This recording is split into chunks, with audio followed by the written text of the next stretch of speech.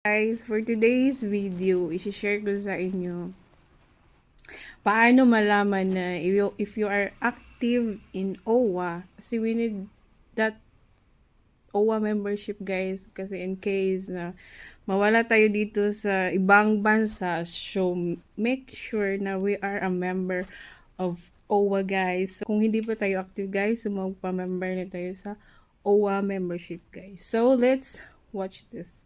So yan guys, go to the Play Store, download OWA Mobile. Ayun, open. So, ayun na. Lumabas na yan guys. After you download, okay, log in. And ayun, you can fill up. Check natin guys kung i-check natin kung active ba yung OWA member natin. Kaya diba, pagpunta natin dito, may binabayaran tayo na OWA membership, something like that. And kailangan may record ka na. So, you can verify guys kung if ever magbakasyon, no? Tayo, you can verify kung saan ka man sa mundo. Sure. Kung saan ka man dito sa Saudi Arabia or sa Dubai or Kuwait. O diba, kailangan ng Polo Verify contract guys, para pagbalik mo hindi ka na mag difficult hindi ka na madugay, easy na lang ba.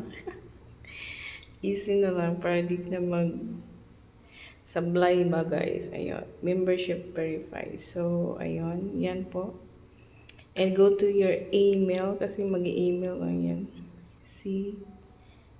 Oh, wow. So, ayun. Sorry, guys. Natin daming kalikot.